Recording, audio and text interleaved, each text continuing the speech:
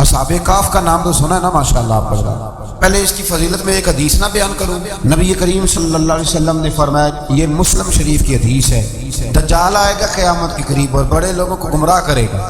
حضور نے فرمایا جو سورہ کہف کی 10 آیات زبانی یاد کر لے نہ وہ دجال کے فتنے سے بچ جائے۔ اللہ توفیق عطا فرمائے۔ اس سورہ مبارکہ کی آیت نمبر 9 سے اصحاب کہف کا ذکر شروع ہوتا ہے۔ اصحاب کہف، جب حضرت عیسیٰ علیہ السلام کو اللہ کریم نے چوتھے آسمان پہ بلا لیا نا، تو دقیانوس نام کا ایک بادشاہ ہوا بنی اسرائیل کے اندر، بڑا ظالم تھا۔ اس نے گمراہی پھیلا دی اور جو لوگ معاذ اللہ کفر اور شرک نہیں کرتے تو انہیں قتل کروا دیتا۔ تو 7-8 نوجوان اپنا ایمان بچا کے بھاگے۔ او ہو اللہ، ساری دنیا مال بچا کے بھاگتی، وہ 7-8 نوجوان اپنا ایمان بچا کے بھاگے کہ یہ ہمیں کہیں کفر کی طرف نہ لوٹا دے۔ تو جا کے ایک غار کے اندر چلے گئے تو ایک کتا بھی ان کے ساتھ ہو گیا۔ انہیں کتے کو بڑے روڑے مارے کہ یہ اگر بھونکے گا، آواز نکالے گا تو ہم پکڑے جائیں گے، ہم نے تو چھپنا ہے۔ پر اس کو نہ ولیوں سے پیار ہو گیا، اس نے کہا بھگاؤ جتنا مرضی مجھے، فطرت میری ہے کہ میں بھونکتا ہوں، پر جب اللہ کے ولی ہوں تو پھر میں ادب کرتا ہوں۔ یہ قرآنی واقعہ ہے۔ اچھا یہ عین وہ واقعہ ہے قرآن مجید کا کہ جو بہت ساری چیزوں پر ویسے نص ہے اور بہت ساری زبانیں ویسے گنگ ہو جاتی ہیں۔ تو وہ 6-7 لوگ تھے، وہ چلے گئے غار کے اندر، جا کے انہوں نے پناہ لے لی۔ بادشاہ کو پتہ چل گیا کہ غار کے اندر ہے۔ اچھا اللہ کی قدرت جیسے داخل ہوئے انہیں نیند آ گئی، یہ سو گئے۔ اور قرآن مجید کہتا ہے، قرآن مجید کے یہ لفظ ہیں کہ کتا غار کے منہ پر بازو پھیلا کے بیٹھ گیا، گویا اپنے مالکوں کی خدمت کر رہا۔ میاں صاحب کی ایک بات کر لیں درمیان میں، میاں صاحب فرماتے ہیں جنہ تنام وچ عشق نہ رچیا، کتے ہونا تھی چنگے، اور چلو مالک دے کر راکھی کر دے، صابر بھوکے ننگے۔ یہ دیکھو نا کہ اتنا تو ان کے اندر بھی کمال ہے۔ اپنے نا دونوں بازو پھیلا کے، کتا بھی غار پہ بیٹھ گیا، ان کو نیند آ گئی۔ بادشاہ نے پتہ کرایا کہاں بھاگ کے گئے، تو کہا وہ غار کے اندر ہے۔ بادشاہ کہنے لگا کہ ان کی سزا یہ ہے کہ ایک دیوار چن دو غار کے منہ میں، غار کو بند کرو۔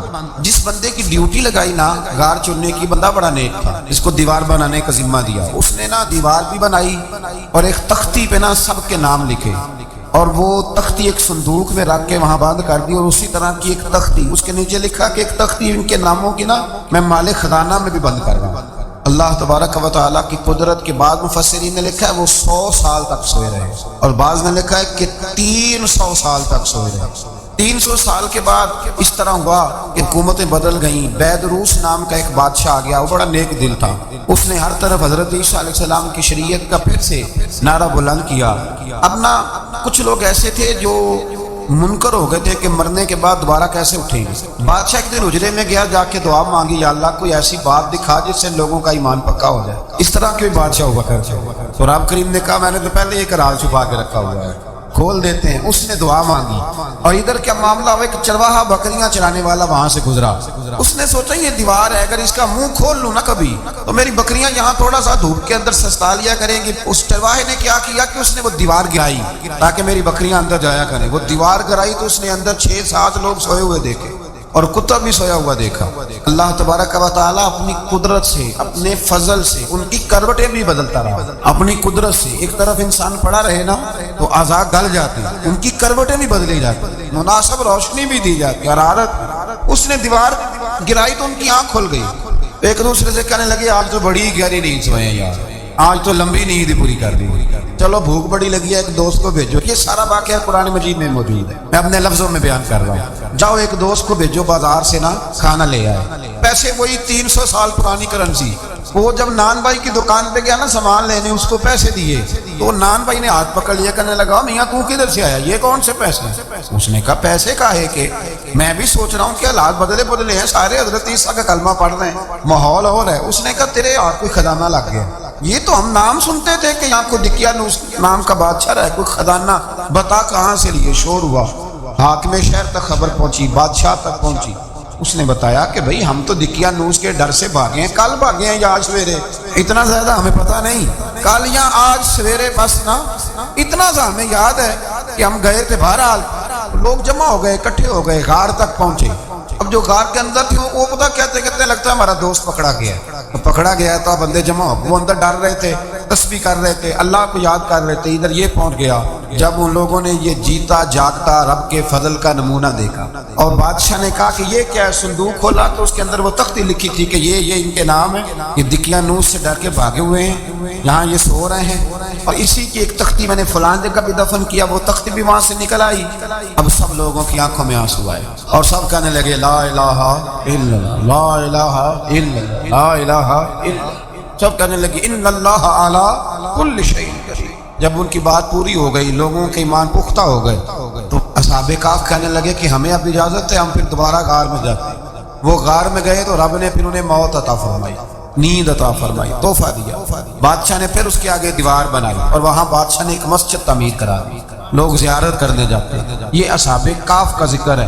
اب یہاں ہمارے مفسرین نے لکھا ہے کہ وہ جو کتا تھا نا وہ بھی ساتھ ہی تھا۔ اللہ قیامت والے دن اسے انسانی یا تو انسانی شکل ملے گی، یا جیسے رب کا فضل ہوگا رب کریم اسے بھی جنت عطا فرمائے گا۔ اس نے تبلیغ کی دین کی، اس نے کیا کیا؟ تبلیغ کی، نمازیں پڑھی، روزے رکھے، حج کیا، 10 صورتیں صحیح اس کیتا کی۔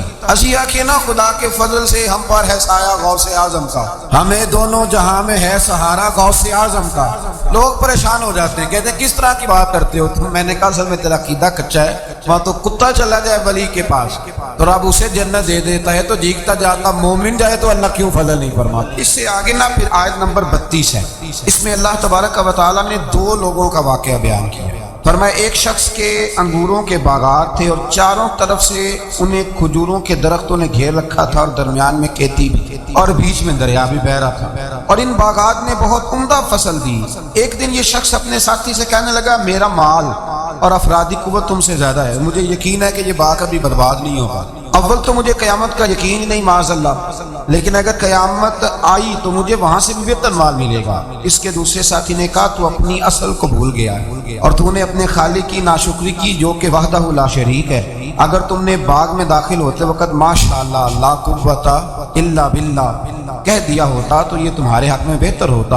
اگرچہ مال اور اولاد میں تم سے کم ہوں، لیکن میرا ایمان یہ ہے کہ اللہ تعالیٰ مجھے اسے بہتر نعمت عطا کرے گا، اور آسمان سے کوئی آفت آئی اور تمہارا باغ تباہ و برباد ہو جائے گا، یا اگر اس کا پانی زمین میں دھس گیا تو پھر تم اسے تلاش نہ کر پاؤ گے۔ بالآخر اس شخص کا باغ برباد ہو گیا۔ وہ جو کہتا تھا نا مجھے یقین نہیں قیامت نہیں آئی، اس کا باغ ہی، اور وہ کافی افسوس مرتے ہوئے کہنے لگا کاش میں نے شرک نہ کیا ہوتا، لیکن پھر اس کا کوئی نہ مددگار تھا اور نہ حمایت۔ آیت نمبر 45 میں اللہ تعالیٰ نے دنیا کی زندگی کی ناپائیداری کو ایک مثال سے بیان فرمایا کہ آسمان سے بارش نازل ہوئی، گھنا سبزہ نکلا، پھر وہ سوکھ کر چورا چورا ہو گیا، جسے ہوا اڑا کے لے گئی۔ مال اور بیٹے تو محض جیتی دنیا کا سنگار ہے، جب تک تم زندہ ہو تب تک مال بھی ہیں اور بیٹے بھی ہیں۔ بل باقیات الصالحات، اگر کچھ ہے باقی رہے گی تو تمہارے اچھے اعمال باقی رہے گی، اور اگر اولاد نیک ہوئی تو وہ بھی باقیات الصالحات میں شامل ہو جائے گی۔ آیت نمبر 47 سے فرمایا کہ قیامت کے دن تمام روئے زمین پر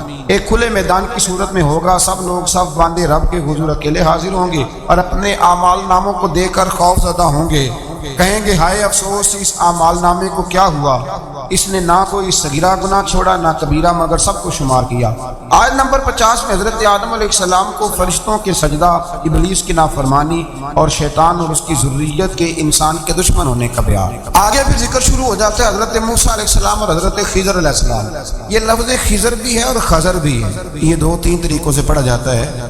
حضرت خضر کے بارے میں مختلف روایات ہیں کہ یہ ولی ہیں کہ نبی ہیں، لیکن مضبوط رائے اکثر بزرگوں کی یہی ہے کہ یہ بھی اللہ کے نبی، اور بعض نے لکھا ہے یہ ہمیشہ سے زندہ ہیں۔ یہ 2 اللہ کے نبی حضرت الیاس علیہ السلام اور حضرت خضر علیہ السلام، یہ دونوں ہر سال حج میں بھی جاتے ہیں، کیونکہ ایک روایت ملتی ہے کہ محبوب کریم علیہ السلام حج پہ گئے تو فرمایا میں الیاس اور خضر کو پہاڑوں سے اترتے ہوئے دیکھ رہا ہوں۔ تو جن کو اللہ نے کھلی آنکھیں دی ہوتی ہیں پھر انہیں زیارت بھی ہوتی ہے، انہیں یہ نظر بھی آتا ہے۔ حضرت خضر علیہ السلام کو اللہ نے علم لدنی عطا فرمایا۔ یہ علم لدنی اللہ جس کو اپنے پاس سے عطا کرے اس کو علم لدنی کہتے ہیں۔ حضرت موسیٰ علیہ السلام ایک دن تقریر کرتے ہوئے کسی نے پوچھا کہ آپ سب سے بڑے عالم ہیں، فرمایا الحمدللہ۔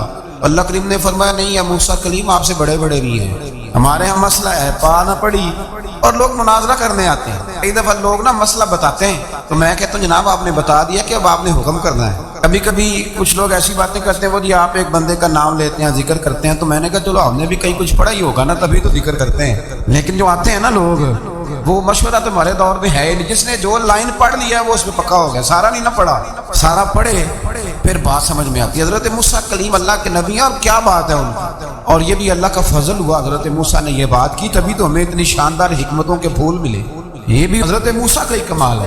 تو حضرت موسیٰ نے کہا کہ اے اللہ وہ جو مجھ سے بڑا ہے عالم ہے وہ کہاں ملے گا جس سے میں حکمت کی بات سیکھوں؟ تو فرمایا جہاں مجمع البحرین ہے نا، دو دریا ملتے ہیں، وہاں وہ ملے گا۔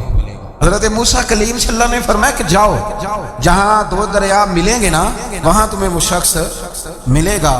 یا اللہ میں کس طرح؟ فرمایا زادرہ ساتھ لے جاؤ، کھانے پینے کا سامان۔ حضرت موسیٰ کلیم لے گئے، مچھلی بھی لے گئے۔ فرمایا یہ مچھلی جہاں تمہارے برتن سے نکل کے دریا میں داخل ہو وہاں دریا میں شگاف پڑ جائے، وہاں وہ تمہیں شخص ملے گا۔ حضرت موسیٰ نے اپنے خادم حضرت یوشع بن نون علیہ السلام کو بھی ساتھ لیا، یہ بعد میں حضرت موسیٰ علیہ السلام کے جانشین ہوئے۔ یہ دونوں سفر پہ نکل گئے، ایک جگہ پہ پہنچے جہاں پہاڑ تھا، ساتھ دریا بھی تھا، اس کے نیچے آرام کرنے لگے۔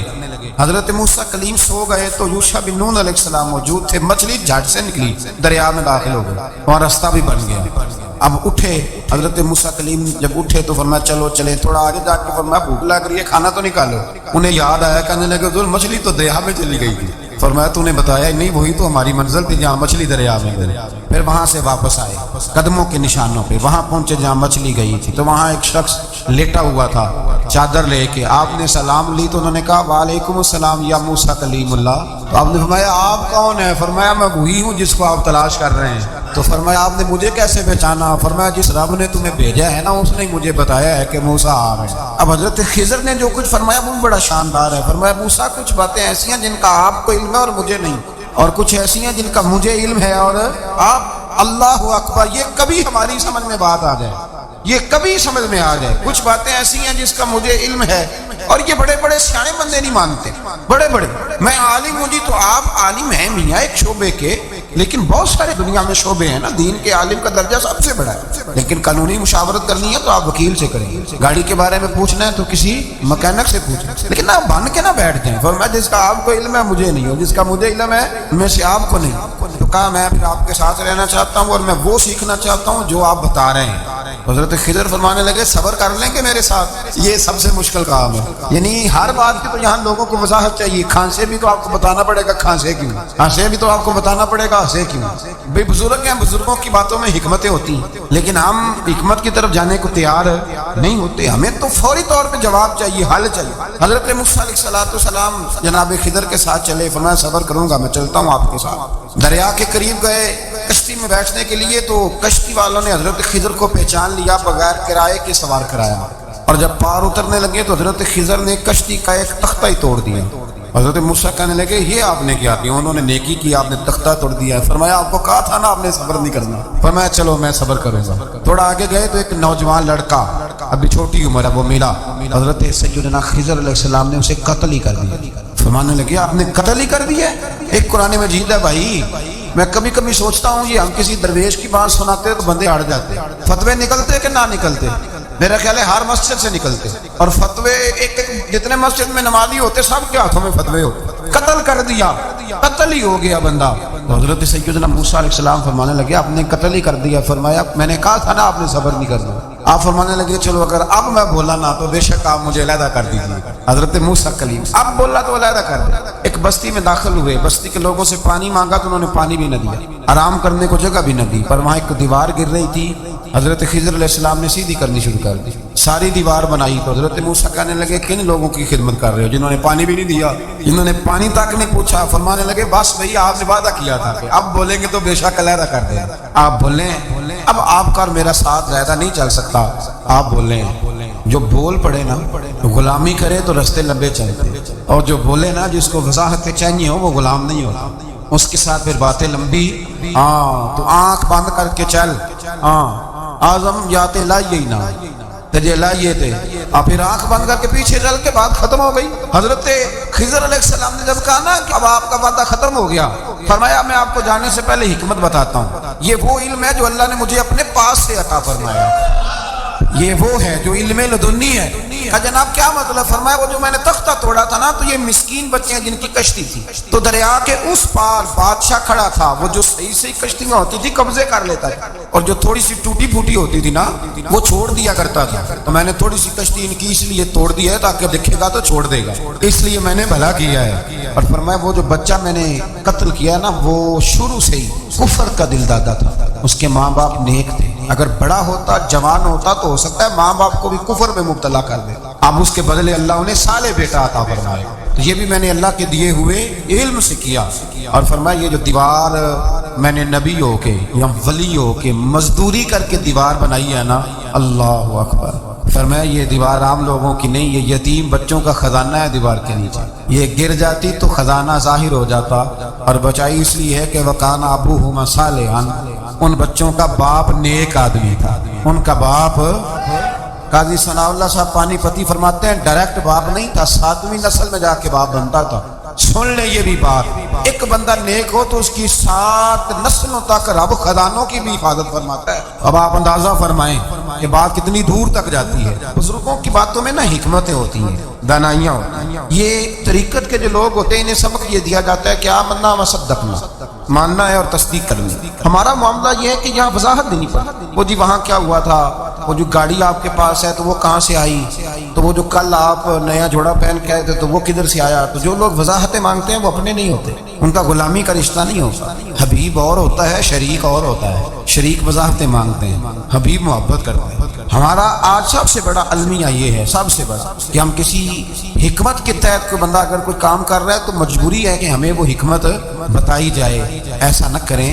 یہ طریقہ حضرت غوث اعظم رضی اللہ تعالیٰ عنہ، حضور غوث پاک رضی اللہ تعالیٰ عنہ کو ایک شخص ملنے آ گیا، ملا علی قاری نے لکھا ہے، آپ کے ایک مرید نے کہا چل میرے پیر سے ملنے، کہنے لگا میں نہیں جاتا ملنے کسی پیر شیر سے، کہا نہیں آؤ تو صحیح۔ وہ آیا نا تو اس نے دیکھا کہ 50 گھوڑے عربی نسل کے کھڑے ہیں غوث پاک کے دروازے، موٹے تازے چوڑے عربی نسل کے گھوڑے۔ اس کے ذہن میں خیال آیا، کہنے لگا یار سواری کے لیے اگر رکھے ہیں تو ایک بھی کافی تھا، 50 کی کیا ضرورت ہے؟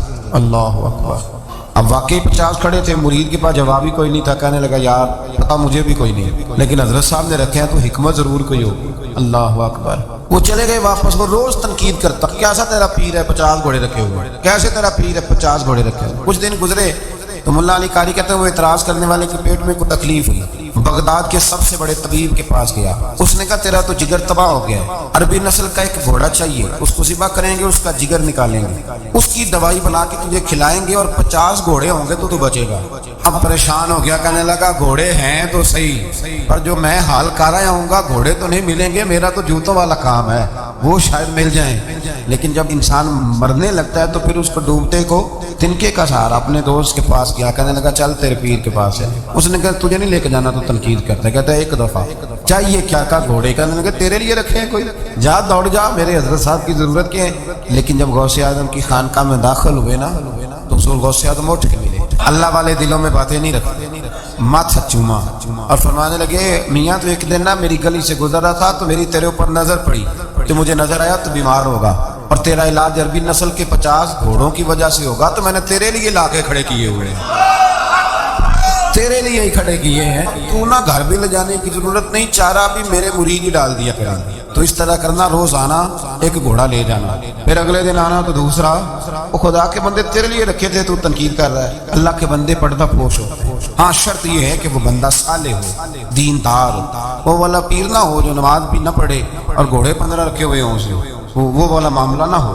تو میرے عزیز یہ یاد رکھیں کہ اللہ تبارک و تعالیٰ کا بندہ جب آپ کا روحانی علاج کرتا ہے نا، روحانی علاج سے مطلب جادو ٹونے کا علاج نہیں، روحانی علاج وہ ہوتا ہے کہ میرے گناہوں کا علاج ہو جائے، حسد بغض کی عداوت یہ نکل جائے، تو وہ کچھ ایسے نسخے بتاتا ہے جو سمجھ میں مرید کی نہیں آتے لیکن وہ ضروری ہوتے ہیں، انہی نسخوں کو استعمال کرنے سے انسان کا فائدہ ہوتا ہے۔